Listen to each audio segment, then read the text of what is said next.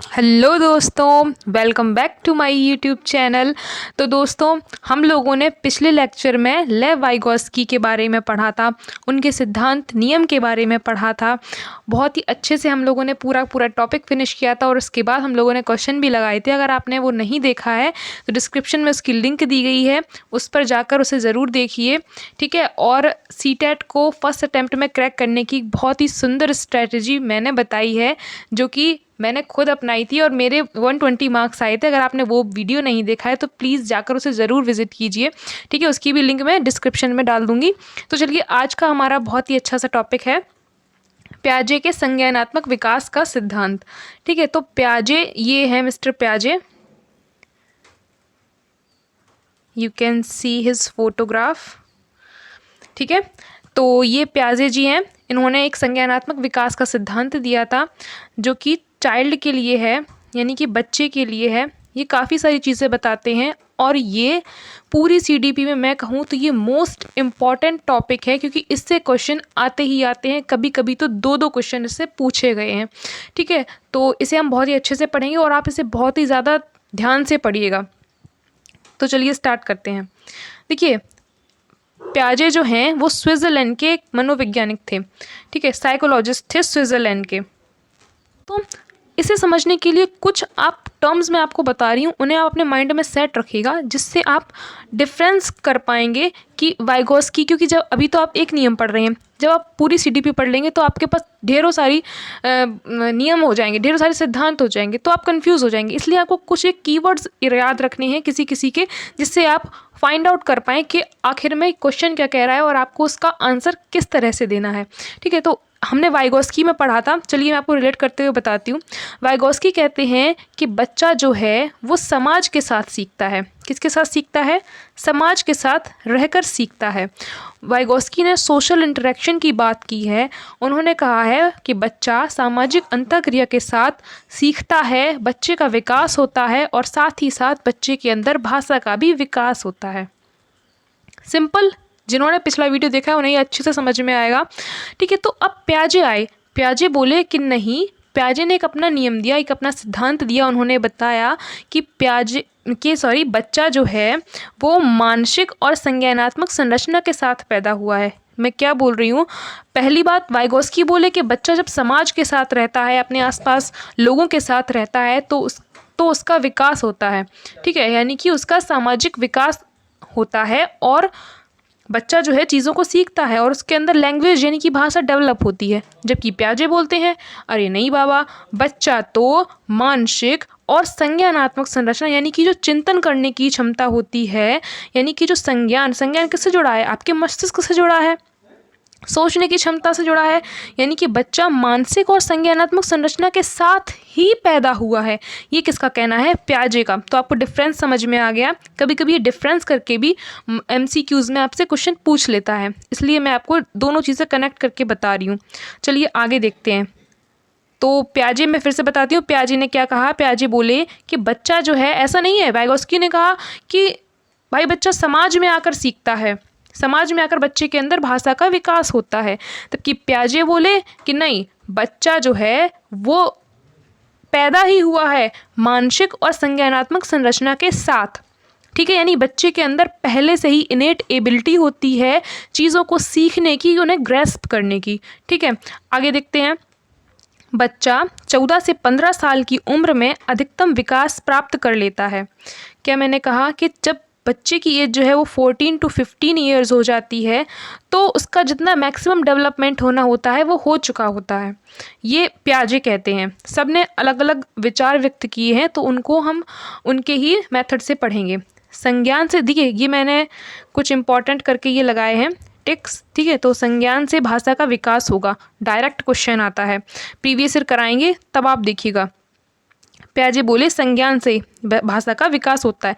Vygotsky ने क्या कहा? वाइगोस्की बोले कि समाज से भाषा का विकास होगा।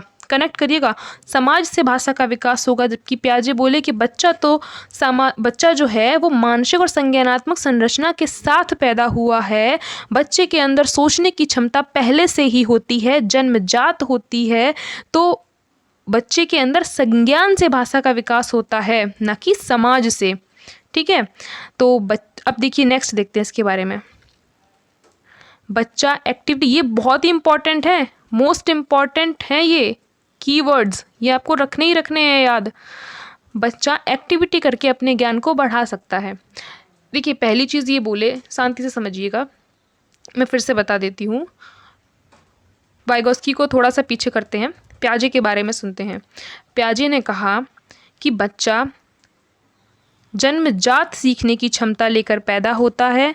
बच्चे के अंदर जन्मजात इनेट एबिलिटी होती है चीज़ों को ग्रेस्प करने की, उन्हें समझने की, उन्हें सीखने की, और उस संज्ञान से, यानी कि संज्ञान मतलब चिंतन, जो मेंटल प्रोसेस है उसकी, जो मेंटल थिंकिंग कर सकता है वो, ठीक है, तो उससे भाषा का विकास होता है, उसी से लैंग्वेज डेवलपमेंट होता है, ठीक है।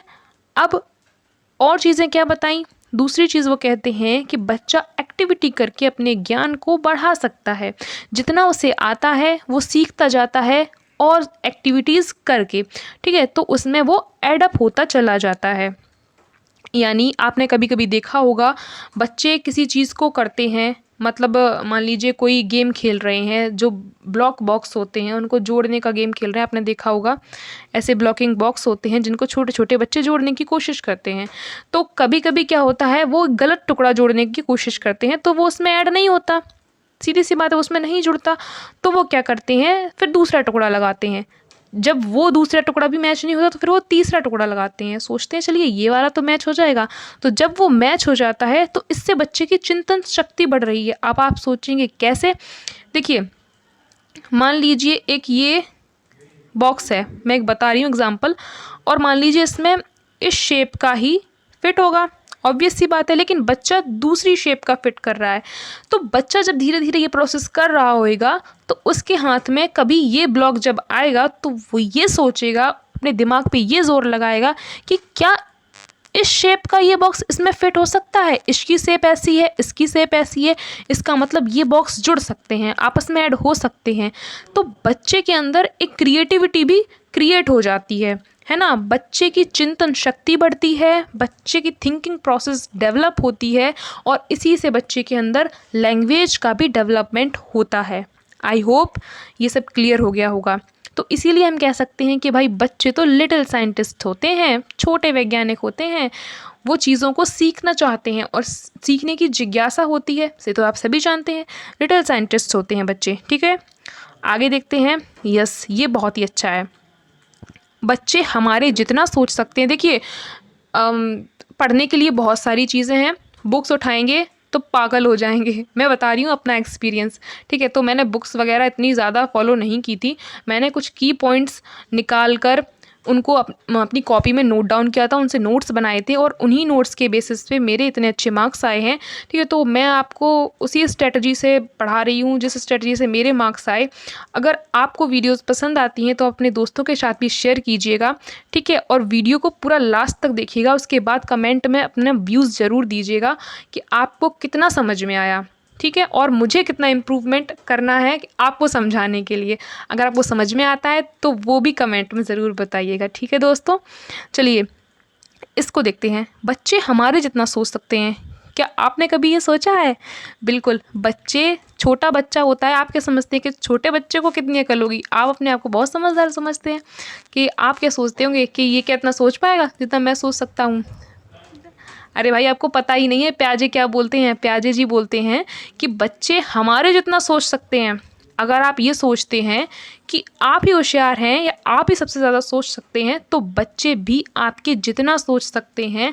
बस फ़र्क इतना है कि बच्चा अलग वे में सोचता है ना। बच्चे की क्वालिटी डिफरेंट होती है लेकिन क्वांटिटी सेम होती है। अगर आपके माइंड में मान लीजिए एक दिन में 2.5 लाख थॉट्स आते हैं, मान लेते हैं, ज़्यादा सोचते हैं आप तो, या 2,500 मान लेते हैं, ठीक है, 2,500 थॉट्स आते हैं, तो बच्चे के दिमाग में भी उतने ही थॉट्स आते हैं, एज्यूम कर लेते हैं, बट उनकी क्वालिटी डिफरेंट हो सकती है। बच्चा हो सकता है अपने गेम्स के बारे में सोच रहा हो, अपने दोस्तों के बारे में सोच रहा हो, या सोच रहा हो कि डोरेमोन ने नोबिता को गैजेट क्यों नहीं दिया, है ना, कुछ भी सोच सकता है वो। तो ये चीज़ है, लेकिन हो सकता है वहीं पर आप दूसरी जगह क्या सोच रहे हो, आपने क्या बताऊँ मैं, क्या एग्जांपल दूँ बताइए। हो सकता है आप अपने रिलेशनशिप्स के बारे में सोच रहे हों, या फिर कोई आपका एग्ज़ाम क्लियर ना हुआ उसके बारे में सोच रहे हो, या फिर कुछ पर्सनल प्रॉब्लम हो, फैमिलीज़ प्रॉब्लम हो, या कुछ टेस्ट में नंबर कम आ रहे हैं, कुछ भी सोच सकते हैं। तो क्वालिटी डिफरेंट हो जाएगी, क्वांटिटी सेम रहेगी। ये बोलते हैं प्याजे। तो प्याजे के कुछ कीवर्ड्स मैंने आपको बता दिए, आपको याद हो जाएंगे। चलिए, एक सबसे इम्पॉर्टेंट कीवर्ड है स्कीमा। तो स्कीमा, हिंदी में भी स्कीमा ही बोलते हैं इसको, ठीक है। तो स्कीमा क्या होता है, ये क्वेश्चन डायरेक्ट पूछा जाता है, प्रीवियस ईयर में आया भी है। तो बच्चे के अंदर ये होता क्या है, बच्चे के अंदर नॉलेज का जो वेल ऑर्गेनाइज्ड स्ट्रक्चर है उसी को हम बोलते हैं स्कीमा। देखिए, प्याजे ने बोला कि बच्चा जो है उसके दिमाग में जो नॉलेज है, मान लीजिए बच्चे को कुछ पता है तो ये छोटे छोटे बंडल्स में रहता है, या बोल सकते हैं ये एक वेल ऑर्गेनाइज तरीके से रहता है, ठीक है। तो इसको ही बोला जाता है स्कीमा, ठीक है। क्लियर हो गया, एक बार फिर से समझा दें क्या। ये देखिए, प्याजे का सिद्धांत हमें क्या बताता है कि बच्चा मानसिक और संज्ञानात्मक संरचना के साथ पैदा हुआ है, और जिसका जो डेवलपमेंट है वो 14 से 15 साल की एज में पूरा हो जाता है, और संज्ञान से ही यानी कि चिंतन से ही भाषा का विकास होता है, और बच्चा एक्टिविटी करके अपनी नॉलेज को बढ़ाता है। इसलिए हम कह सकते हैं कि बच्चे लिटिल साइंटिस्ट होते हैं, वो करके सीखने पर बल देते हैं। आपने ये बहुत पढ़ा होगा बीटीसी या बीएड करते टाइम, ठीक है, कि बच्चा जो है वो अपने हाथों से चीज़ों को जब कर लेता है तो वो अच्छे से सीख जाता है, और बच्चे लिटिल साइंटिस्ट होते हैं। और ये तो आपको हमेशा याद ही रहने वाला है, मैंने इतना गजब का एग्जाम्पल ही दे दिया है कि बच्चा जो है वो हमारे जितना सोच सकता है, लेकिन उसका प्रकार अलग है, यानी कि quantity is same but quality is different. Okay, और स्कीमा क्या है बताइए, स्कीमा क्या है। स्कीमा बच्चे के दिमाग में जो नॉलेज है, जो ज्ञान है, जो कुछ भी वो जानता है, उसका एक वेल ऑर्गेनाइज्ड स्ट्रक्चर है। क्लियर। अब बढ़ते हैं एक इम्पॉर्टेंट सेगमेंट की ओर, ठीक है, 6 स्टेजेस। देखिए, अब प्याजे ने एक बहुत ही अच्छी चीज़ की। अभी तो ये बेसिक बातें बता रहे थे, बच्चा ये करता है, बच्चा वो करता है। आगे देखते ही क्या बताते हैं। आगे ये बोलते हैं कि इन्होंने बच्चे के डेवलपमेंट को 6 स्टेजेस में डिवाइड किया है। कितनी स्टेजेस में, 6 स्टेजेस में इन्होंने डिवाइड किया है, ठीक है। 1 2 3 4 5 6 इन्होंने बोला है कि बच्चे का जो विकास है वो इन्हीं स्टेजेस में होता है। चलिए आगे देखते हैं। अरे दोस्तों, यहाँ पर 4 होएगा, पर 4 है, 4 कर लीजिएगा, ये मिस्टेक हो गई है, सॉरी फॉर दैट। 6 नहीं हो, मेरे को याद आ गया, मैंने कहा 6 कहाँ से होने लगी, होती तो 4 ही है, ठीक है। चलिए देखते हैं कौन कौन सी स्टेजेस हैं। पहली स्टेज कौन सी है, इनको मैंने इंग्लिश में भी लिखा है, हिंदी में भी लिखा है, आपको आप जैसे याद कर पाएँ, वैसे मैं बताऊं तो आप इंग्लिश में याद रखें तो ज़्यादा बेटर रहेगा। सेंसरी मोटर, सेंसरी मोटर अभी कुछ समझ में नहीं आएगा, मुझे पता है नहीं आएगा, पढ़ लीजिए, अभी आगे बताएंगे कैसे समझना है। सेंसरी मोटर ये होती है जन्म से 2 वर्ष की अवस्था तक, ठीक है। ये स्टेजेस हैं, बच्चा जन्म से 2 वर्ष की अवस्था तक सेंसरी मोटर स्टेज में रहता है, और 2 से 7 साल की एज में वो प्री ऑपरेशनल एज में चला जाता है, और 7 से 11 में वो कॉन्क्रीट ऑपरेशनल स्टेज में जाता है, और 11 से 15 तक फॉर्मल ऑपरेशनल स्टेज में जाता है। हो गई, नहीं आया समझ में, अब आएगा ना समझ में, मेरे को पता है।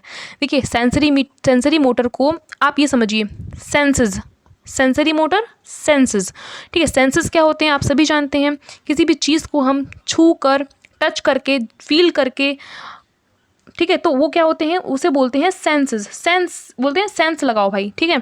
तो संवेदी पेशीय अवस्था, इसे क्या बोलते हैं, इसका एक दूसरा नेम भी है संवेदी पेशीय अवस्था, यानी कि संवेदनाओं से जुड़ा हुआ है, सेंसेस से जुड़ा हुआ है, आपकी इंद्रियों से जुड़ा हुआ है।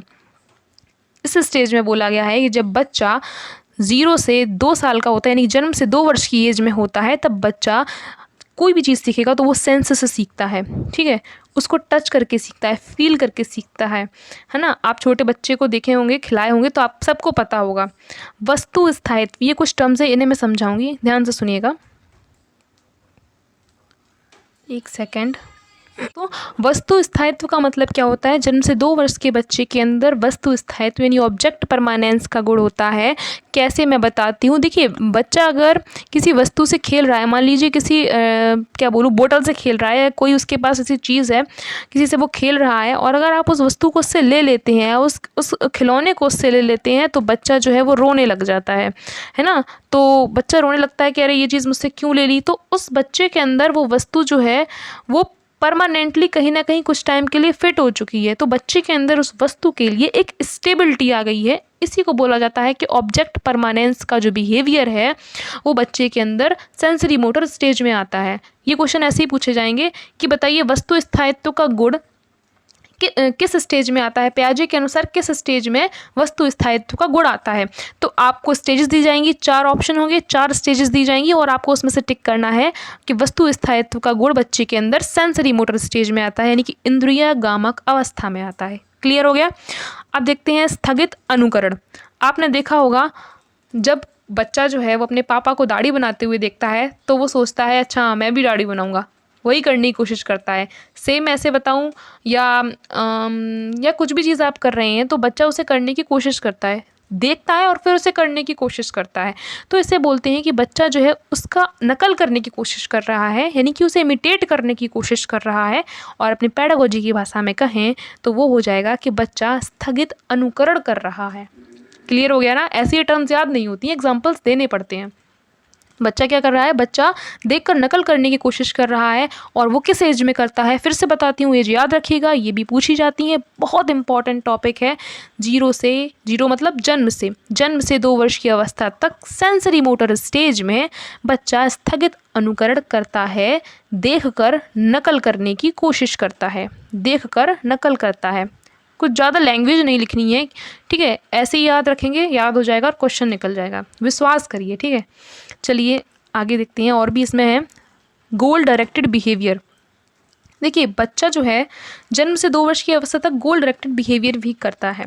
जैसे कि वो क्या करेगा, जैसे कि यहाँ पर कोई बॉल रखी है, यहाँ से जाएगा, बॉल उठाएगा, फिर इस बॉल को वापस यहाँ फेंक देगा, फिर यहाँ पर आएगा और फिर यहाँ से फिर उस बॉल को वापस फेंक देगा। यानी वो एक टारगेट फिक्स कर देता है कि मुझे इस बॉल को लेने जाना है, फिर मुझे इस बॉल को लेने जाना है यहाँ से, फिर मुझे इस बॉल को लेने जाना है, या कुछ भी चीज़ मान लीजिए बॉल की जगह पर। तो वो एक अपने गोल को एक मतलब निश्चित कर देता है और फिर उसी के अकॉर्डिंग वो अपना बिहेवियर भी करता है, यानी कि ये गोल डायरेक्टेड बिहेवियर है।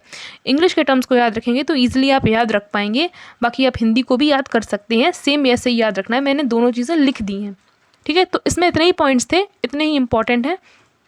फिर से बता देती हूँ एक बार मैं कि सेंसरी मोटर स्टेज में बच्चा जो है, एक सेकेंड, सेंसेस से सीखता है, टच करके सीखता है, फील करके सीखता है, और बच्चे के अंदर ऑब्जेक्ट परमानेंस आ जाता है, बच्चा इमिटेट करता है, डिफर्ड इमिटेशन आ जाता है, स्थगित अनुकरण आ जाता है, चीज़ों को देखकर उनकी नकल करता है, और गोल डायरेक्टेड बिहेवियर यानी कि बच्चे के अंदर लक्ष्य निर्देशित व्यवहार भी आता है। एक इंपॉर्टेंट और चीज़ छूट रही है शायद, यस, शकिंग। आपने देखा होगा जो जिनका बच्चों को जन्म हुआ होता है, जब वो 1 साल या 2 साल के होते हैं तो वो अंगूठा चूसने लगते हैं, पता है ना आपको? और ये आदत बच्चे के अंदर छोटे में आ जाती है और बड़ी मुश्किल से जाती है। तो ये जो है शकिंग करना या चूषण करने की जो अवस्था है, ये भी बच्चे के अंदर सेंसरी मोटर स्टेज में ही आती है, ये भी इसी का पार्ट है।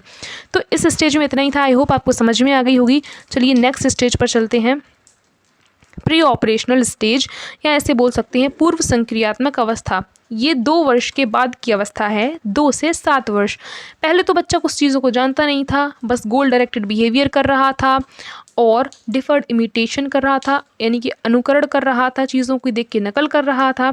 अब बच्चा क्या करता है, अब चीज़ें पहचानने लगता है। अब बच्चे को ये पता है कि ये वाली पेन उसकी है, ये बॉक्स उसका है और ये बॉक्स उसका नहीं है, ठीक है? इस स्टेज में बच्चे स्कूल भी जाने लगते हैं, आपको पता होगा 2.5-3 साल या 4 साल या 5 साल में बच्चे को स्कूल में भेज दिया जाता है। और इसमें आ जाता है स्वकेंद्रित अवस्था। ये इंपॉर्टेंट कीवर्ड्स हैं, कीवर्ड्स बिल्कुल इंपॉर्टेंट है, रट लेना है एकदम, ठीक है? यहीं से आ जाएगा बस, ठीक है? तो स्वकेंद्रित यानी कि स्वकेंद्रित का मतलब क्या बताती हूँ। देखिए, बच्चा जो है इसमें इस स्टेज में जब आता है तो वो सिर्फ अपने बारे में सोचता है। अगर उसे कोई चीज़ चाहिए तो चाहिए, नहीं तो वो लोट पोट हो जाएगा, ठीक है? लोड लोड के आप मतलब रो के लोड लोड के आपका दिमाग ख़राब कर देगा। बच्चे को सिर्फ अपना पता है, उससे कुछ नहीं पता कि आपको क्या प्रॉब्लम है क्या प्रॉब्लम नहीं है, उसे तो चाहिए है ना। तो ये होता है, कोई रीज़निंग नहीं होती है, कोई रीज़निंग नहीं लगा पाता कि अरे अगर ये मान लीजिए ये देखिए उससे बताती हूँ मैं, ये मान लीजिए कितनी बॉल हो गई, 5 बॉल्स हो गई, ये 5 बॉल्स एक साथ रखी हुई हैं और इनको मैं दूर दूर रख दूँ तो वो ये नहीं बता पाएगा कि इसमें से ज़्यादा बॉल्स कहाँ पर हैं। ठीक है, यहाँ पर मैं ऐसी 6 बॉल्स रख दूँ तो वो ये नहीं बता पाएगा ज़्यादा बॉल्स कहाँ पर हैं, वो ये बोलेगा कि ये हैं ज़्यादा बॉल्स। ठीक है, तो उसके अंदर रीजनिंग ही नहीं आई है, उसे समझ ही नहीं है इन सब चीज़ों की। समझ में आ गया? तो उसे इन सब चीज़ों की समझ नहीं है। तो अब हम देखते हैं इम्पॉर्टेंट, ये तो पूछा ही जाता है और ये पूछा भी गया है, इरिवर्सिबिलिटी, अपरिवर्तनशीलता का गुण बच्चे के अंदर किस स्टेज में आता है। ये वीडियो थोड़ी सी लंबी हो जाएगी बट मैं सोच रही हूँ कि इस एक ही वीडियो में सारा कुछ कवर कर दूँ जिससे आपको दूसरी वीडियो की ज़रूरत ना पड़े, पूरा का पूरा टॉपिक यहीं से क्लियर हो जाए और कहीं जाने की कुछ भी ज़रूरत नहीं है। ठीक है, तो बच्चा, ये मैं बता चुकी हूँ आपको, स्वकेंद्रित यानी कि बच्चा सिर्फ अपनी सोचता है, अपने बारे में सोचता है। ठीक है, रीजनिंग नहीं लगा पाता, कोई लॉजिक भी नहीं लगा पाता, छोटा सा बच्चा क्या लॉजिक होगा उसके अंदर। ठीक है, इरिवर्सिबिलिटी यानी अपरिवर्तनशीलता का गुण होता है, वो चीज़ों को रिवर्सिबल नहीं कर पाता। इसे मैं आगे एग्जांपल से बताऊंगी कैसे रिवर्सिबल नहीं कर पाता है।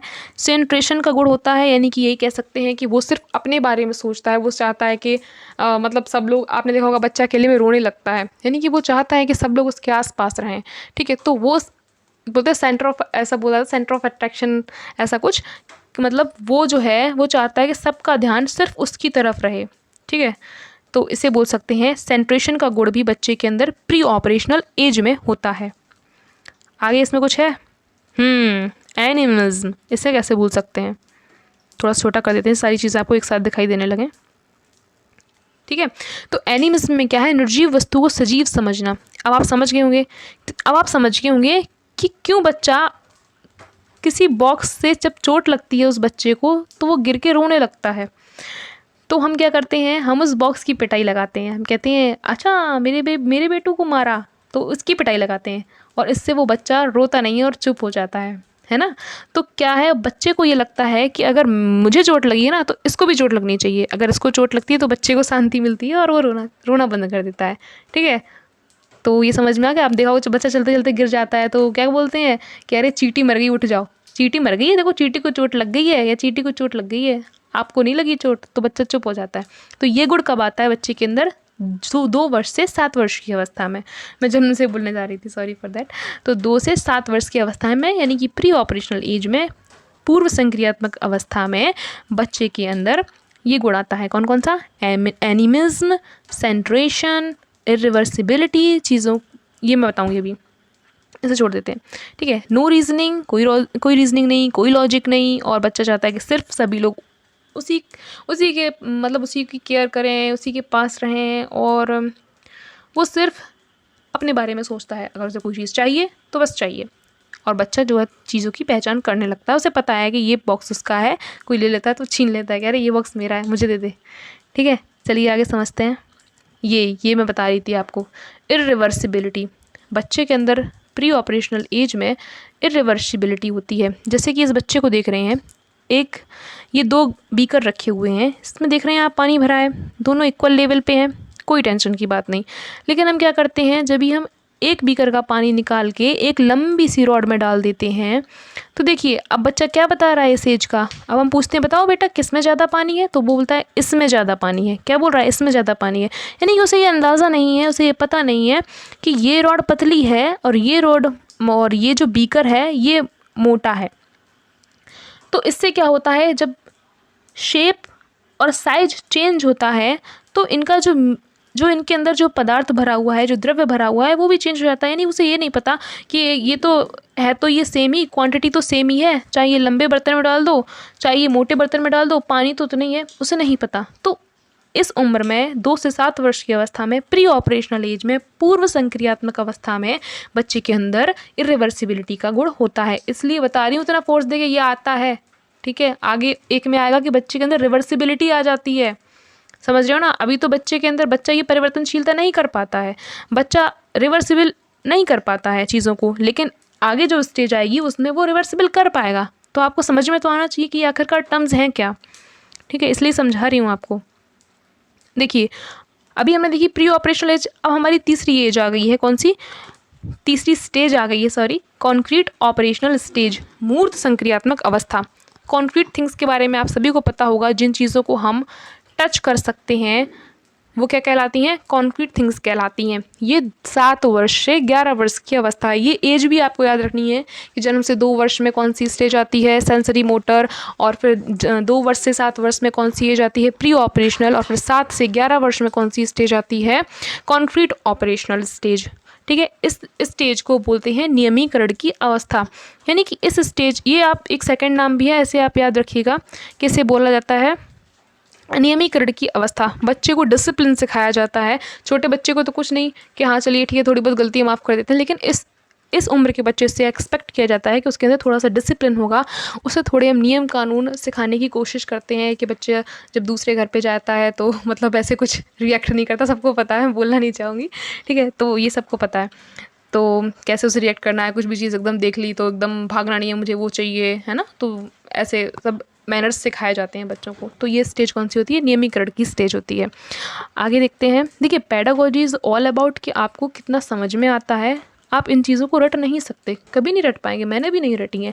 आपको इन्हें अच्छे से समझना ही होगा, तभी पेडागोजी में अच्छे नंबर आ पाएंगे, क्योंकि क्वेश्चंस रिपीट नहीं होते, उनकी कॉन्सेप्ट्स रिपीट होते हैं। समझ रहे हैं ना मैं क्या कह रही हूँ, तो बस यही ध्यान में रखना है आपको, इसलिए समझा रही हूँ इतना। नियमीकरण की अवस्था समझ में आ गई। अब बच्चे के अंदर इंडक्टिव थॉट आता है। पूरी पेडागोजी में ये बहुत इंपॉर्टेंट टर्म है, इंडक्टिव आगमन। एक होता है आगमन और एक होता है निगमन।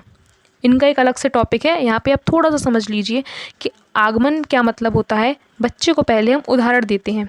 इस उम्र के बच्चे को हम 7 साल का, जो 7 से 11 साल का बच्चा है, उसको पहले हम कोई भी चीज़ बताएंगे तो एग्जाम्पल बताएंगे, है ना। उसके बाद हम उसे परिभाषा पे ले जाएंगे। जैसे कि आपने अगर बुक्स देखी हो सीबीएसई बोर्ड के बच्चों की, बता देती हूँ। जैसे कि वहाँ पे क्या होता है, वहाँ पे फर्स्ट के बच्चे को ही ये आ जाता है। फर्स्ट के बच्चे की बुक में आपने देखा होगा तो सबसे पहले वहाँ पे फिगर्स बने होते हैं कई सारे, तो वहाँ पे कुछ वस्तुएं बनी होती हैं, है ना, कुछ व्यक्ति बने होते हैं, कुछ प्लेसेस बने होते हैं, स्थान लिख देती हूँ, ठीक है। और फिर बाद में ये बताते हैं कि इन्हीं व्यक्ति वस्तु स्थान के नाम को कहते हैं संज्ञा।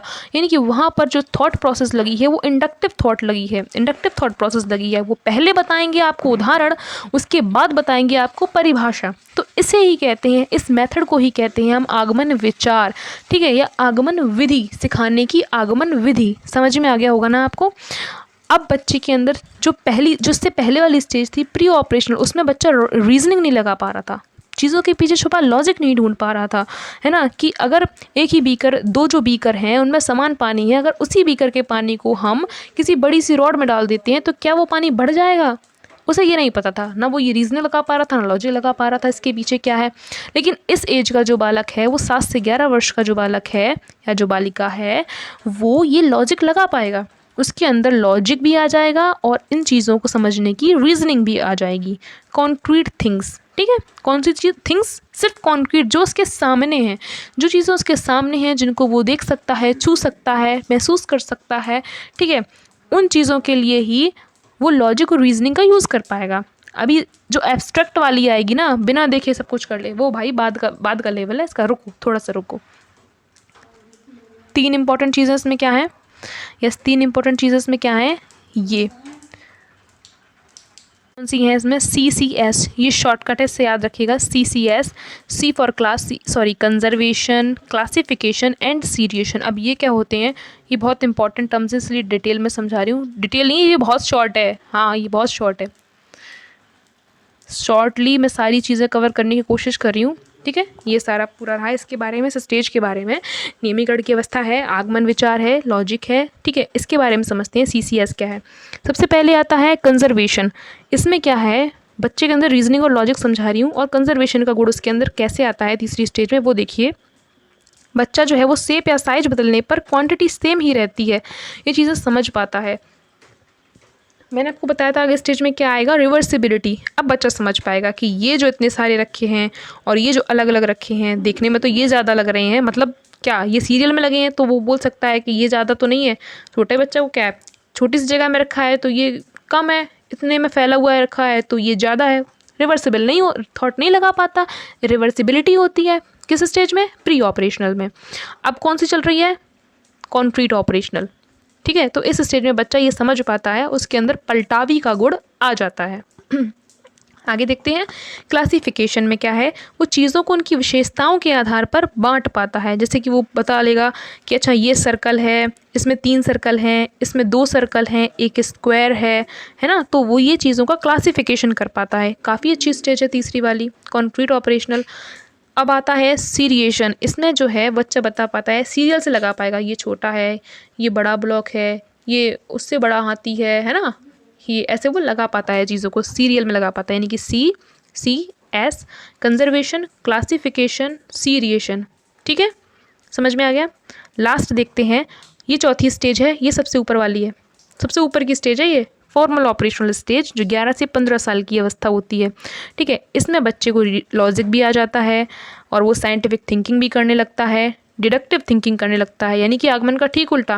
पहले हम उसे एग्जाम्पल दे रहे थे, एग्जाम्पल टू रूल जा रहे थे, यानी कि पहले उदाहरण दे रहे थे, फिर बता रहे थे उसे परिभाषा या नियम के बारे में, लेकिन अब हम उसे डायरेक्ट परिभाषा बताएंगे भाई।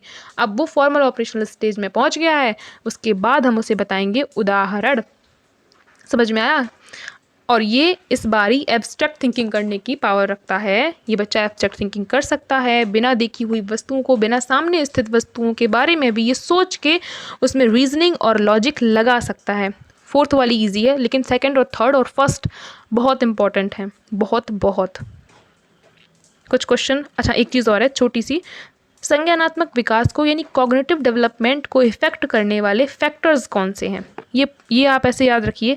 मैच्योरेशन, देखिए मैच्योरिटी बोलते हैं कि कभी कभी बच्चा जब मैच्योर ज़्यादा हो जाता है तो उसके अंदर सोचने की क्षमता कुछ ज़्यादा होती है, वो चीज़ों को अच्छे से सोच पाता है, अच्छे से क्लासिफिकेशन कर पाता है कि ये अच्छा है या बुरा है ना। तो बोलते हैं कि काफ़ी मैच्योर हो गए आप, उम्र से पहले ही मैच्योर हो गए। तो लोग क्या बोलते हैं, भाई जिम्मेदारियों ने मैच्योर बना दिया, यानी कि जिम्मेदारियों की वजह से उनकी सोचने की क्षमता जो है वो उम्र से पहले ही विकसित हो चुकी है। समझ में आ गया होगा आपको। एक्सपीरियंस बोलते हैं, एक्सपीरियंस बहुत ज़्यादा मैटर करता है आपके दिमाग के विकास में, आपके चिंतन करने के विकास में। जितना ज़्यादा छोटी उम्र के बच्चे को भी अगर अनुभव ज़्यादा है तो भले ही आपकी उम्र उससे ज़्यादा है, लेकिन उस छोटे से बच्चे को एक्सपीरियंस की वजह से ज़्यादा चीज़ें मालूम होंगी और उसके चिंतन करने की, सोचने की क्षमता आपसे ज़्यादा कुशल होगी, ठीक है। सामाजिक अंतःक्रिया ये भी एक इम्पॉर्टेंट फैक्टर है कि बच्चा जो है जितना समाज के साथ रहता है, या कोई भी इंसान जितना समाज के साथ रहता है, उसका मानसिक विकास ज़्यादा होता है, वो ज़्यादा अच्छे से थिंकिंग कर पाता है बजाय उस व्यक्ति के जो लोगों से कटा कटा रहता है या बिल्कुल अकेला रहना पसंद करता है, ठीक है। इक्विलिब्रेशन, और क्या होता है जब धीरे धीरे कन्फ्यूज़न से क्लियरिटी की ओर हम बढ़ते हैं, कुछ चीज़ें हमें नहीं आती हैं तो हम परेशान रहते हैं, हमारा इक्विलिब्रियम नहीं स्थापित हो पाता है, ठीक है, हम समायोजन नहीं कर पाते हैं। लेकिन जब हमें उन चीज़ों के बारे में सारी चीज़ें पता होती हैं तो हमारे माइंड में क्लियरिटी आ जाती है, ठीक है। तो ये कन्फ्यूज़न टू क्लियरिटी चीज़ बोलते हैं। समझ में आ गया। अब क्वेश्चन कर लेते हैं, 2-3 क्वेश्चन है, जल्दी से खत्म करते हैं लेक्चर। पियाजे के अनुसार निम्नलिखित में से कौन से व्यक्ति के संज्ञानात्मक विकास को प्रभावित नहीं करेगा। भाषा, सामाजिक अनुभव, परिपक्वन, एक्टिविटी। अब आप बताइए मुझे कि इसका आंसर क्या हो सकता है। क्या एक्टिविटी के थ्रू मैंने यहाँ पे क्या बताया है, देखिए परिपक्वता, maturation, experience, social interaction, equilibration. कौन से व्यक्ति के संज्ञानात्मक विकास को प्रभावित नहीं करेगा, प्रभावित नहीं करेगा, आप बताइए। सामाजिक अनुभव से सीखता है बच्चा, मैच्योरिटी ये भी बच्चे को चिंतन करने के लिए इससे विकास होता है, क्रियाकलाप, एक्टिविटी और लैंग्वेज। अब आप बताइए, फिर से देख लीजिए,